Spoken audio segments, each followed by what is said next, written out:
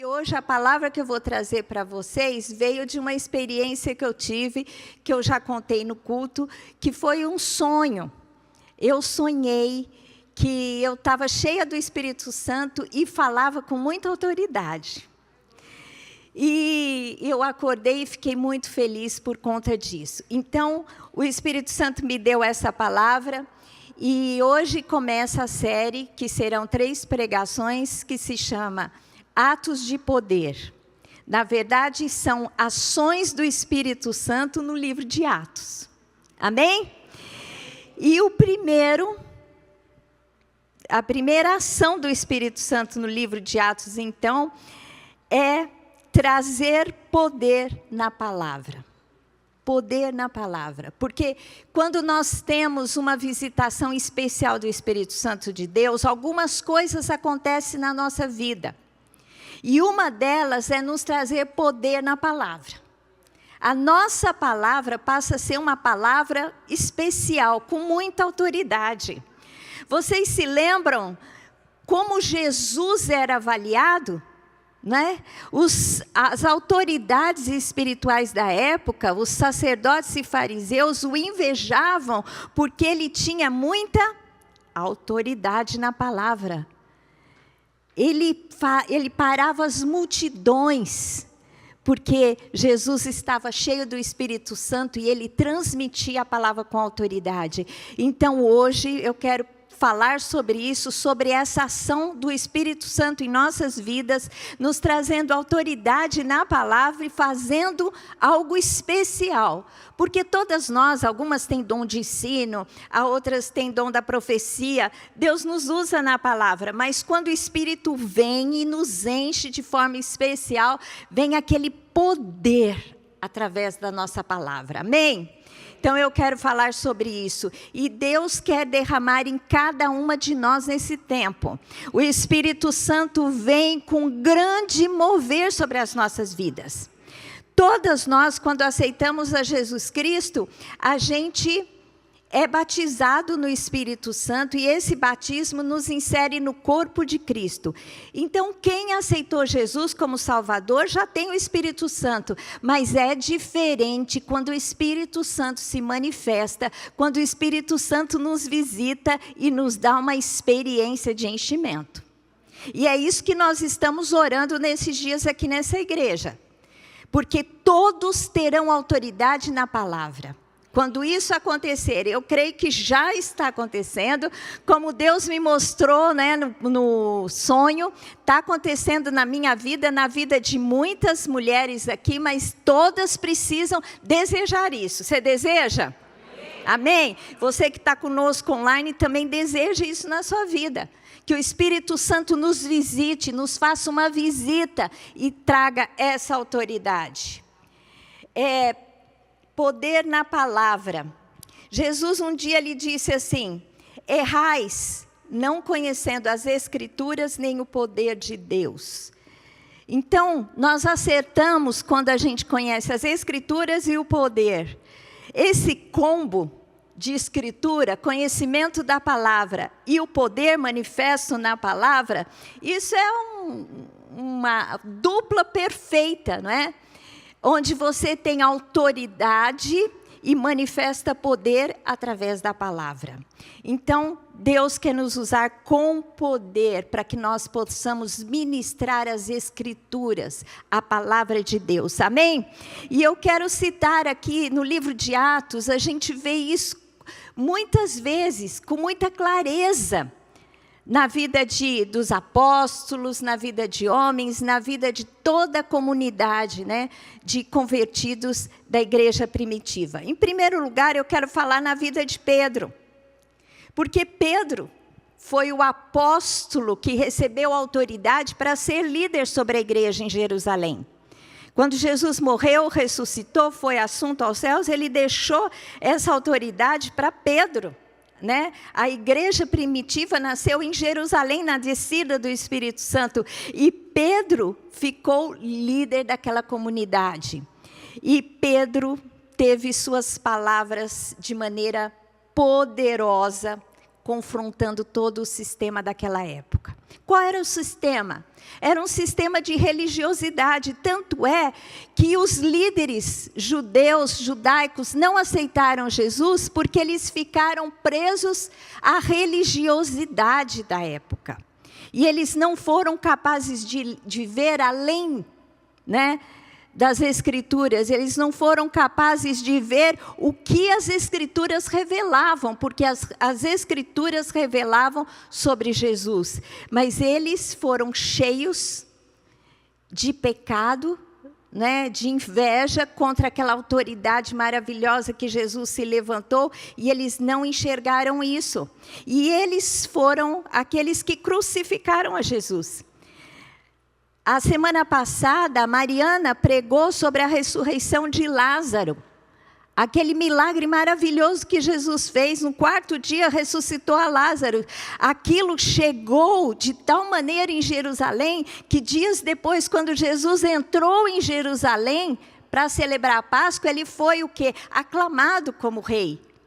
Só que a partir daquele momento, daquele grande milagre, que provocou o quê?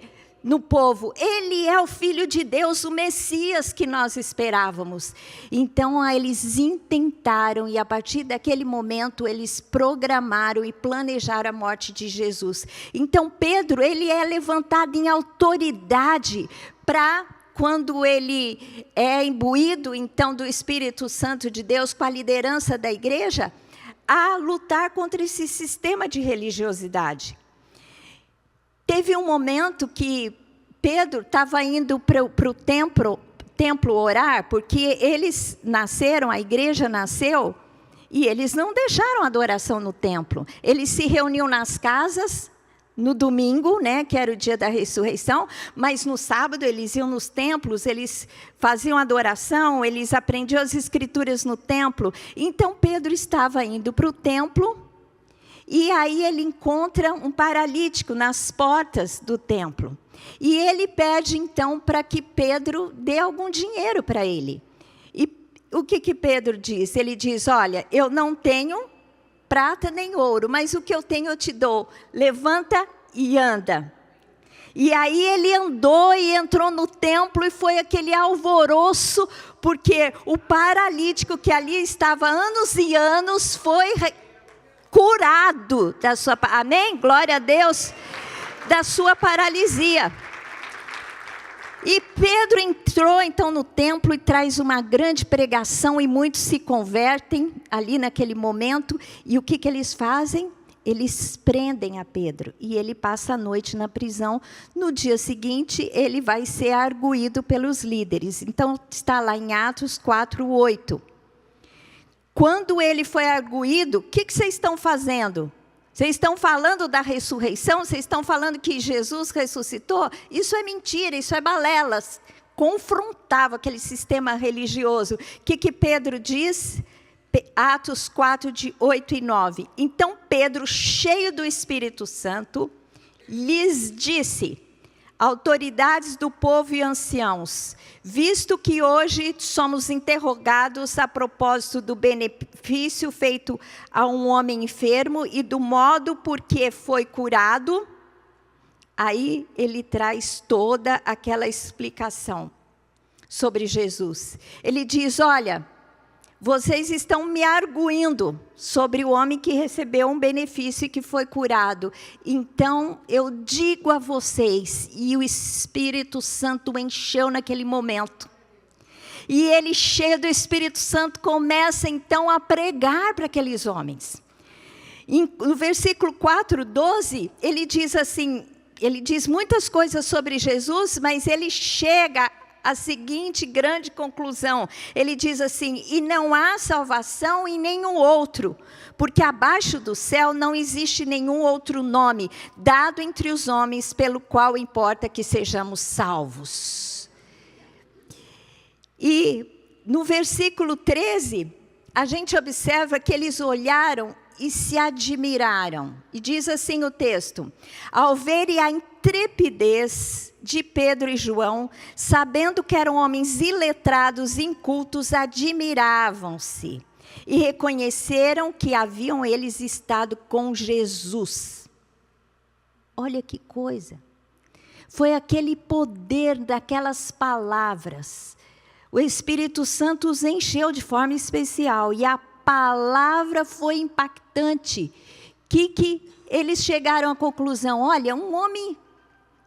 Pedro era um pescador, não sabia falar direito. João também. Você imagina, homens iletrados, que não tinham conhecimento que aqueles líderes tinham ali das Escrituras. Ele foi explicando sobre Jesus e ele chega a dizer, não tem um outro nome no qual possa trazer salvação, senão Jesus. E eles se admiraram e eles disseram, ele esteve com Jesus ressurreto. Olha que coisa. As palavras foram tão impactantes. Não era próprio daqueles homens, sem educação formal, provavelmente, sem um bom linguajar, sem entender a religiosidade, a teologia, né, as escrituras da época, falar daquele jeito. E então eles são exortados e eles são soltos, mas antes de serem soltos, eles ameaçam, né, Pedro e João, para que eles não falassem mais sobre Jesus. Vocês vão ser livres, mas vocês não podem falar mais. Aí o que eles disseram no versículo 20? Pois nós não podemos deixar de falar das coisas que vimos e ouvimos. Amém? Vocês têm visto e ouvido coisas. Vocês veem o que Deus faz na sua vida, o que Deus faz na vida dessa comunidade. Vocês têm ouvido a palavra, têm recebido a ministração, então não deixe de falar o que tem visto e ouvido. Quando o Espírito Santo encher a minha vida e a sua, você não vai ficar calada. Se há temor na sua vida para falar, se há vergonha, se há timidez, alguma coisa assim, peça para que o Espírito Santo te encha, porque quando Ele te encher, você vai transbordar palavras de poder. Amém? Glória a Deus. Mas não foi só na boca do líder, não. Esse mover alcançou a todos.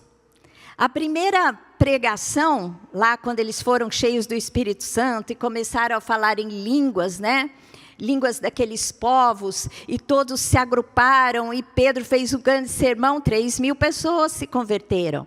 Nesse momento, quando Pedro faz a conversão, 5.000 pessoas se convertem. Gente, era um grande mover de conversão. Mas não era só na boca dos apóstolos líderes. Todos agiam nessa autoridade. Versículo 4:31. Tendo eles orado, tremeu o lugar onde estavam reunidos, a igreja reunida. Todos ficaram cheios do Espírito Santo. Diga, cheios do Espírito Santo. E com intrepidez, o que eles faziam? Todos. Não era só privilégio de Pedro e João, não, dos apóstolos, todos. Quando eles estavam presos e depois foram soltos, eles se reuniram e começaram a orar, o lugar tremeu, e aí eles saíram de lá cheios do Espírito Santo e eles pregavam com intrepidez. Quando o Espírito Santo vem, a gente evangeliza. Amém? Olha para as cadeiras que estão vazias. Se Deus deu essas cadeiras, tem alguém que precisa sentar nelas. Então, eu coloco um desafio para cada mulher aqui. Convide alguém para estar aqui. Vocês que estão aqui, né, que têm se proposto a estarem aqui adorando a Deus, convide alguém. Tenha uma estratégia de convidar vizinhas, de convidar amigas. Sei lá, vocês fazem parte de grupos diferentes. Convide pessoas para estarem aqui. Amém? Se você se encher do Espírito Santo, você não vai ficar calada. Você vai falar. Amém? Quando o Espírito Santo visita uma igreja, o primeiro sinal é evangelização. Se o povo não está evangelizando, está faltando a autoridade do Espírito Santo. Então, nós estamos buscando para que haja esse grande mover. Amém? Glória a Deus. Você deseja isso? Na sua vida? Você é capaz de pensar em alguém que precisa ouvir o que você tem para falar? Amém? Vocês sabem que teve um grande mover aqui no Brasil, que muitas pessoas se converteram. E agora está tendo um decréscimo de conversão. Por quê? Porque a gente foi cheio do Espírito Santo. Vamos fazer célula, vamos convidar pessoas, vamos evangelizar, e deu um boom. E agora, a igreja está arrefecida. E nós temos que buscar esse poder. Porque nós não podemos arrefecer. Tem muito povo ainda nessa cidade.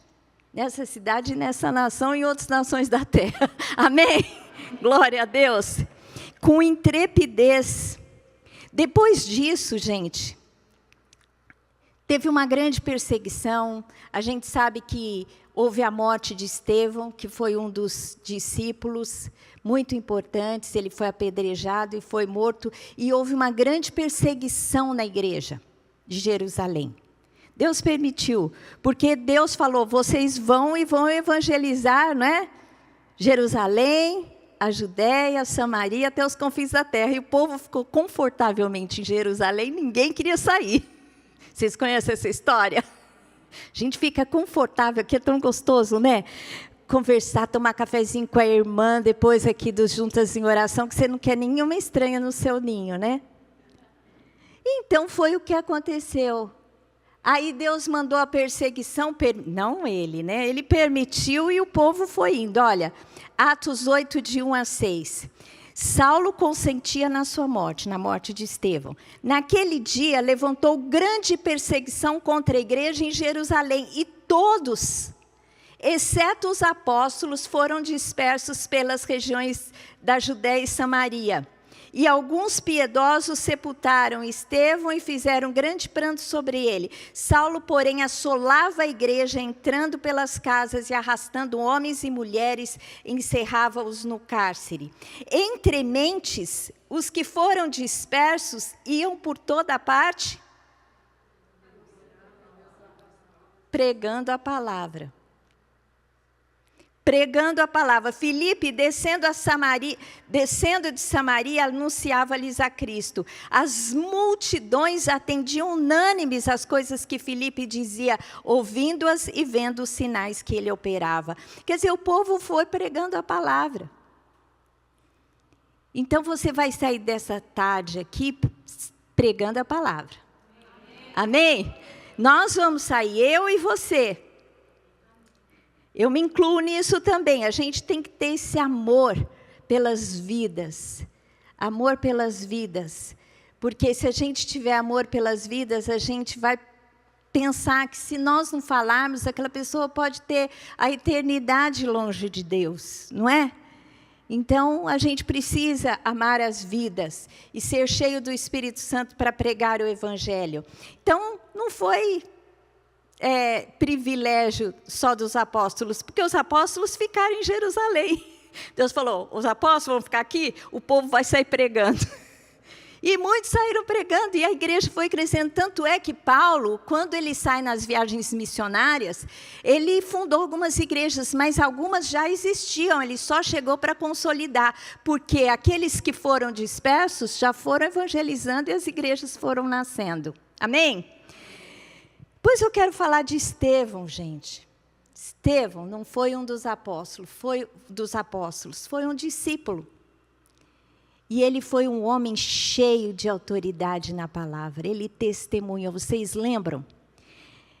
Olha, eu quero ler o texto para vocês entenderem a sabedoria que esse discípulo tinha. Atos 6, de 8 a 11. Estevão, cheio de graça e poder, fazia prodígios e grandes sinais entre o povo.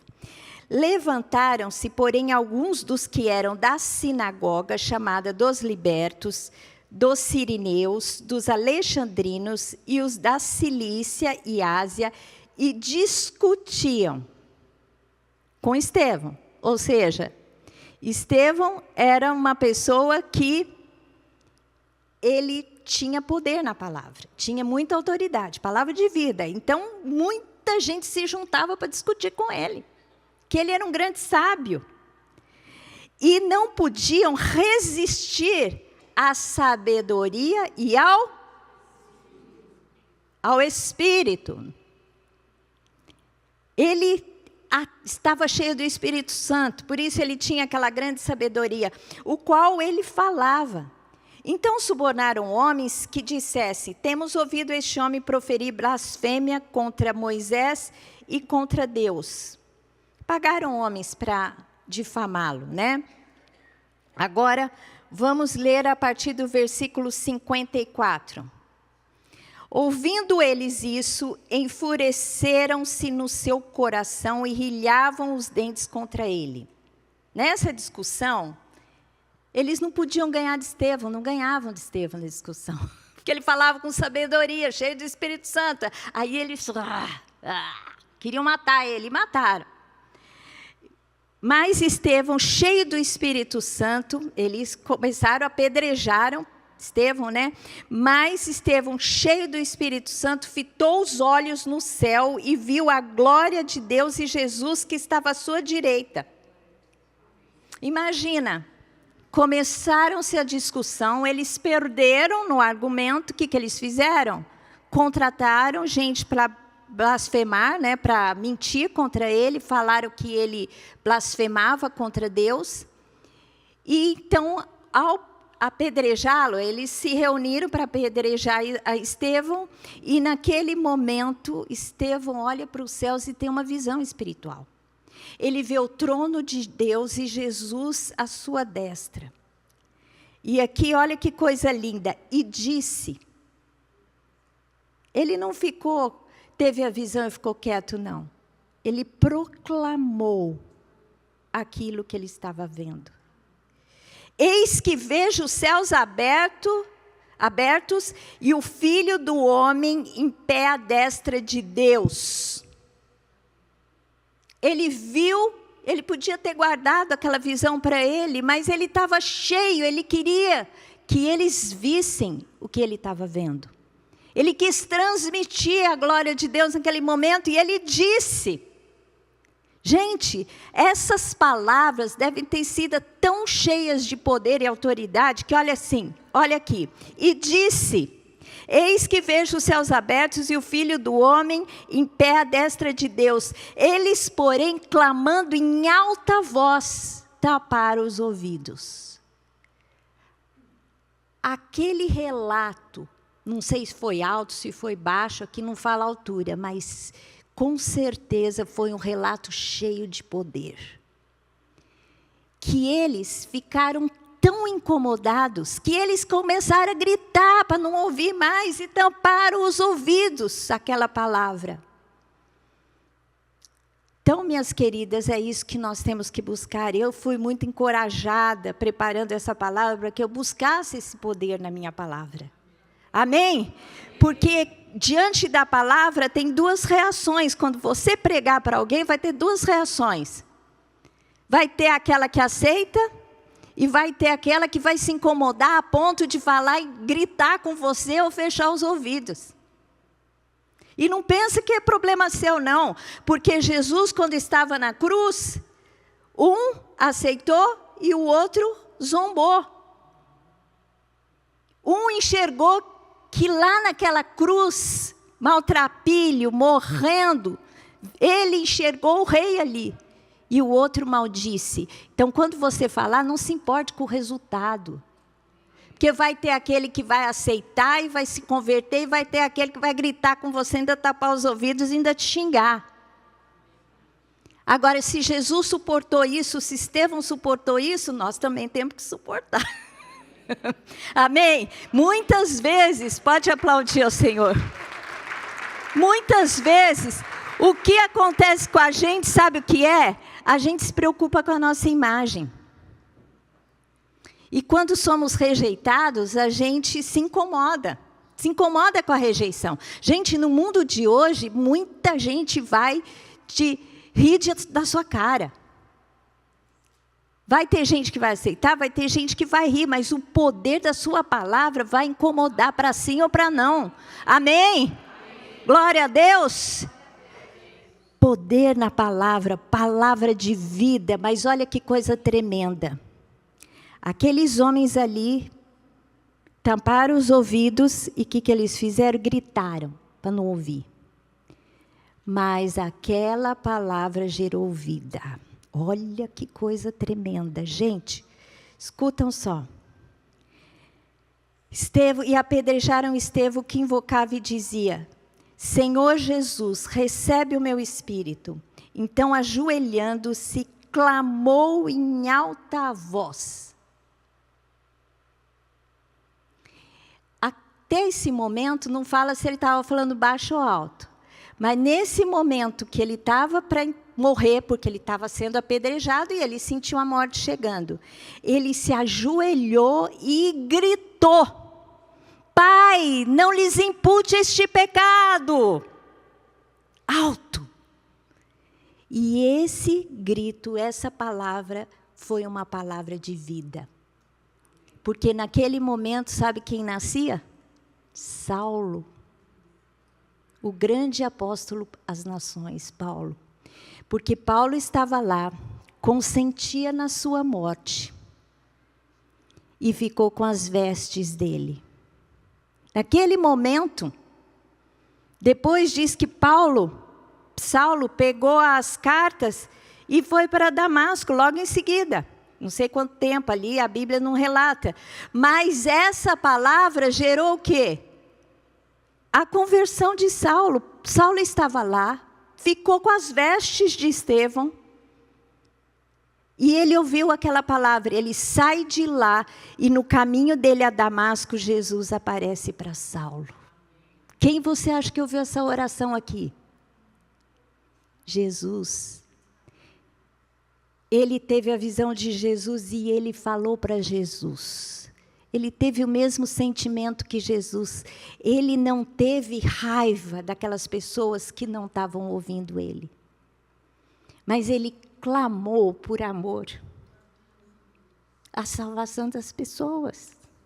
E eu acho que naquele momento, aquela palavra foi uma semente que caiu num solo fértil e produziu a conversão do Paulo. Porque lê lá a Bíblia para você ver. Ele sai dali e já tem um encontro, Jesus aparece com ele. Para ele, o caminho de Damasco. Gente, isso é tão tremendo que nós temos palavra de vida. Palavra de Estevão foi uma palavra de vida. Primeiro, a palavra de Pedro foi confronto com o sistema. A palavra dos irmãos de evangelização. E aqui foi uma palavra de vida. Muitas vezes Deus vai nos dar, através do Espírito Santo, uma palavra que você vai profetizar e vai acontecer na vida de pessoas. E vai produzir vida ali. Vai produzir transformação.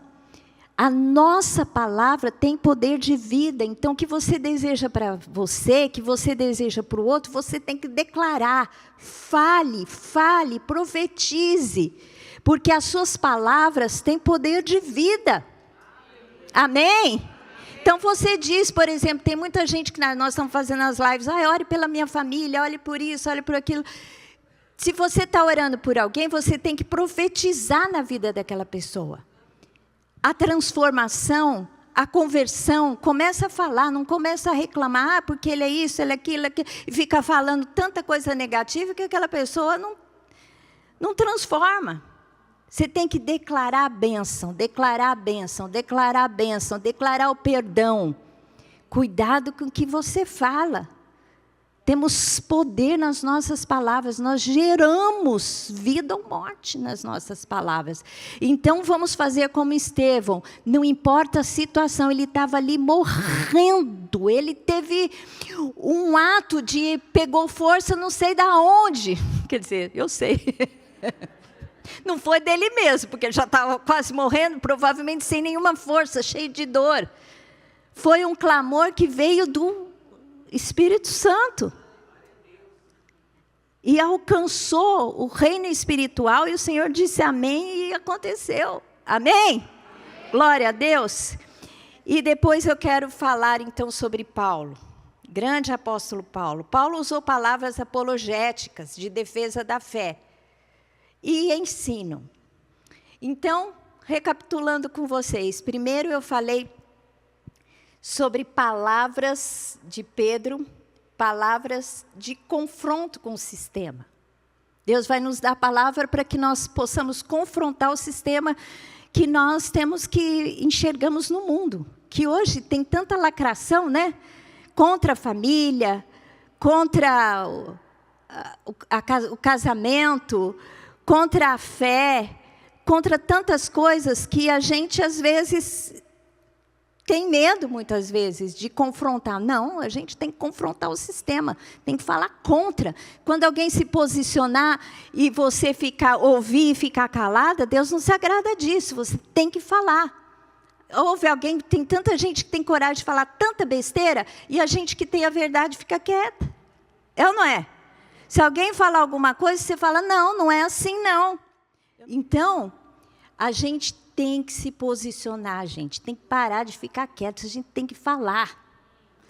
Eu tenho esse jeito quietinho, mas eu sempre fui de arguir. Todos os lugares. Onde eu ia, eu revolucionava. Quando eu era jovem, eu era muito mais ainda do que eu sou hoje. Hoje eu acho que eu sou muito quieta. Mas eu enfrentava os sistemas. Tanto é que uma vez que eu fiz um concurso, a gente foi um concurso. Eles iam selecionar algumas pessoas para receberem bolsa para estudar fora. E tinha lá umas 200 e poucas pessoas, e eles iam selecionar 10 pessoas, 10 jovens, na época adolescentes. E, então, teve 3 seleções. Prova oral, prova escrita, e depois era argumentação, assim, né? E eu fui passando nos processos até que eu fui selecionada. E desses 200 e poucos, 10 foram selecionados e 3 mulheres, eu fui uma delas. Mas uma coisa que depois eles falaram para mim, que eles me chamavam como a religiosa do grupo. Porque tudo que eles colocavam no tema, eu falava, não, porque Deus, porque a Bíblia. Numa época, gente, que crente era minoria. Entendeu? Eu falei, eu não vou deixar de falar porque eu creio, porque eu estou aqui num monte de gente e eles não vão gostar disso. E eles me selecionaram porque eles falaram que eu era assim muito argumentativa. Não, tudo você coloca Deus, tudo você coloca a sua fé, você se posiciona, você é firme. Eles disseram que me selecionaram por conta disso. Então, às vezes a gente pensa que está ganhando, ficando quieto, aceitando a maioria. Não, não aceita a maioria, não. Você tem que ficar firme com Deus, cheio de autoridade naquilo que você pensa. A Érica, uma das coisas que eu fiquei muito feliz, um dia que a Érica foi testemunhar sobre mim, ela falou, mães, você me ensinou a não querer agradar as pessoas. Querer agradar a Deus. E eu falei, filha, que bom que eu te ensinei isso, eu fico feliz, porque eu procurei ter esse lema da minha vida, né? Essa direção. Eu me lembro quando eu era recém-casada com Lamartine na igreja, tinha culto de mulheres, né? Então, sempre uma mulher assumia que não eu. E tinha muita gente que tinha expectativa que a esposa de pastor assumisse. E eu falava, não, Deus não falou comigo, eu não fui chamada para isso. Não que eu não achava importante, eu ia. Muitas vezes, a maioria dos movimentos eu participei, mas eu não fui líder em quase momento nenhum. Agora, eu fui líder na intercessão da igreja a vida toda, porque eu fui chamada para isso.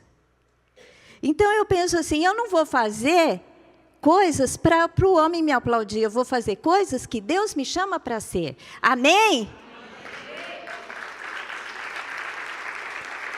E você tem que ser assim também.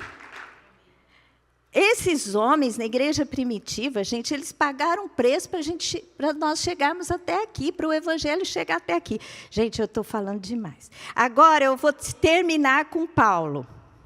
É a última pessoa. E Paulo, ele teve palavras apologéticas de defesa da fé, porque Paulo era um erudito, ele estudou aos pés de Gamaliel, ele conhecia tudo das Escrituras. Então, ele foi talhado para ser um apologeta, aquele que defendeu a sua fé. Ele chegou em muitos lugares, não é? E trouxe ali argumentos que ganhou cidades inteiras. Igrejas foram estabelecidas por conta dele num lugar de idolatria. Quando ele chegou em Éfeso, que tinha o grande templo de Diana, que ele confrontou lá no Areópago, em Atenas. Estou confundindo as coisas aqui, deixa eu ver. O Areópago foi em Atenas. Quando ele chegou lá e argumentou, falou, olha, vocês estão cheios desses deuses, mas eu vim falar de um Deus que tem uma estátua ali, que chama o Deus desconhecido, é ele quem eu venho pregar. Quer dizer, ele tinha uma sabedoria para defender e expor a sua fé num contexto totalmente contrário, difícil, e ele tinha aquela autoridade. Tem pessoas que recebem essa... Eu acho que é um dom especial. Na verdade, todos nós precisamos saber defender a nossa fé, como diz a palavra de Deus. Mas tem alguns que têm assim, um dom especial, que eu penso sempre, quando eu penso num apologeta como Paulo, eu penso no Silas Malafaia. Não precisa às vezes ser tão enfático quanto ele. Se bem que eu acho que, às vezes, ele usa um linguajar um pouco forte demais do que deveria, mas ele é uma pessoa essencial, ele é fundamental na história da Igreja do Brasil. Que ele pega as pautas para defender e ele não tem medo. E Deus tem que levantar mulheres aqui no nosso meio desse jeito. Gente, eu estou vendo mulher aqui que seja assim. Amém? Aonde você está plantado, eu não sei aonde você está plantada, mas Deus vai te levantar. Aqui, olha, eu não vou ler o texto todo, que Paulo, ele se converte, e logo ele pregava, assim que ele foi evangelizado em Damasco, e caiu as escamas dos olhos, lá no versículo, Atos 9, 20, eu já vou passar só para o versículo 20, diz assim, e logo pregava nas sinagogas a Jesus, afirmando que este é o Filho de Deus. Paulo se converteu, ele já foi para as sinagogas. Defender que Jesus era o Messias, o Filho de Deus. Já começou a defender a sua fé em Cristo Jesus. 3 anos depois da sua conversão, ele voltou para Jerusalém, porque os discípulos, os apóstolos, queriam conhecê-lo. E vice-versa, ele queria conhecer os apóstolos. Chegou lá, o que ele fazia? Ele falava e discutia com os helenistas, mas eu vou ler o texto, olha... Atos 9, 27 a 29. Mas Barnabé, tomando consigo, Barnabé tomou a Paulo, levou-o aos apóstolos e contou-lhes como ele vira o Senhor no caminho, e que este lhe falara, e como em Damasco pregara ousadamente em nome de Jesus. Estava com eles em Jerusalém, entrando e saindo. Quer dizer, Barnabé estava com Paulo em Jerusalém, entrando e saindo, ou seja, caminhando por todo lado, pregando ousadamente em nome do Senhor. Falava e discutia com os helenistas, mas eles procuravam tirar-lhe a vida. Ou seja, estava lá, o apologeta de Deus.